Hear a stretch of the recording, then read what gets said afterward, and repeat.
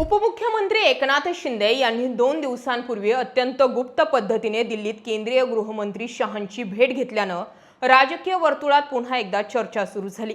विशेष म्हणजे या भेटीचा कोणालाही सुगावा लागू न देता आपले बॉडीगार्ड, पीए किंबहुना आपल्या नेत्यांनाही सोबत घेऊन न जाता शिंदेंनी एका खासगी विमानाने केलेल्या या दौऱ्यानं महायुतीमधील धुसफूस चव्हाट्यावर आणली आहे।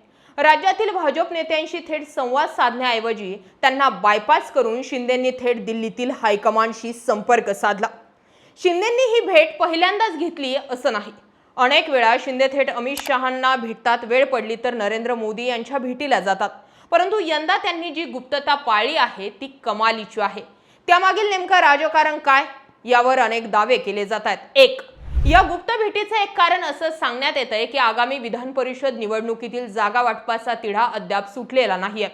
विधान परिषदेच्या एकूण जागांपैकी भाजप तब्बल 12 जागांवर आपला दावा सांगत आहे।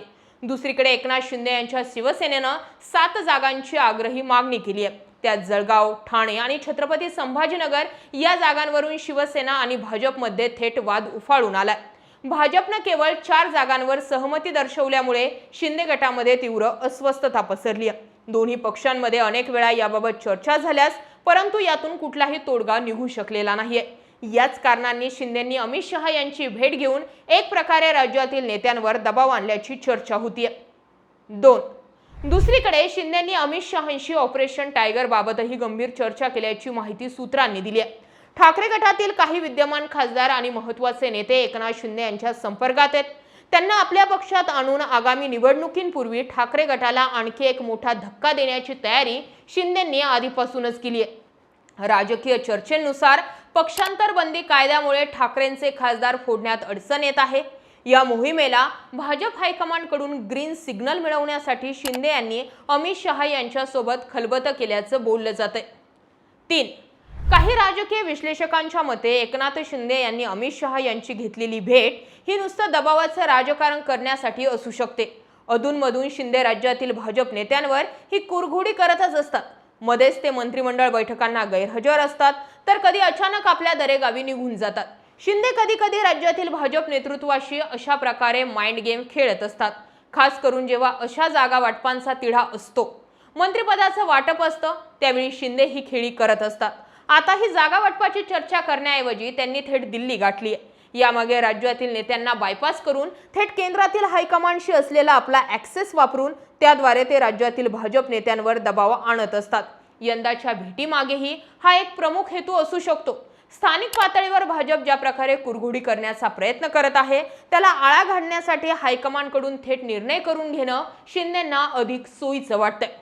दुसरीकडे एक चर्चा अशी आहे की एकनाथ शिंदे हे गेल्या आठवड्यामध्ये 2 दिवसीय दिल्ली दौऱ्यावर गेले होते, परंतु अमित शहा यांनी वेळ न दिल्यामुळे त्यांना रिकाम्या हाताने परतावं लागलं होतं। त्यानंतर अचानक शनिवारी रात्री निरोप आल्यावर त्यांना रविवारी गुपचूप धावतच दिल्लीत जावं लागलं। यावरून विरोधक अशीही टीका करतायत की भाजप वारंवार शिंदेंना दिल्लीत यायला मजबूर करून एक प्रकारे त्यांना झुलवत ठेवतंय, जे की उद्धव ठाकरे यांनी युतीत असताना कधीही असं केलं नव्हतं। युतीत असताना अमित शहा मुंबईत आले की पहिले मातोश्रीवर जाऊन उद्धव ठाकरेंची भेट घेत असत, परंतु आता शिंदेंचा एक पाय मुंबईत तर दुसरा पाय दिल्लीत असतो, अशी टीका सुद्धा त्यांच्यावर केली जाते। एकनाथ शिंदे यांनी घेतलेली अमित शहा यांची ही गुप्त भेट महाराष्ट्राच्या राजकारणात आगामी काळात मोठ्या भूकंपांचे संकेत देत आहे। विधान परिषदेच्या जागा पदरात पाडून घेणं आणि ऑपरेशन टायगर यशस्वी करणं हे शिंदेंच्या राजकीय वर्चस्वासाठी महत्त्वाचं मानलं जातंय।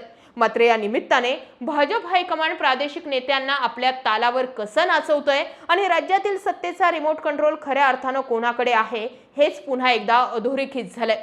आता या भेटीचा परिणाम विधान परिषद निवडणुकीच्या जागा वाटपांमध्ये खरोखर दिसून येतो का, की ही भेट केवळ औपचारिक ठरते हे पाहणं महत्त्वाचं आहे, की मग या हालचालींवरून कळतंय की कुणा ना कुणाचा गेम यामध्ये नक्कीच होतोय। आता ठाकरेंचं जे झालं ते शिंदेंसोबत व्हायला किती वेळ लागतोय हे पाहणं सुद्धा ठाकरे गटासाठी महत्त्वाचं आहे। जय महाराष्ट्र।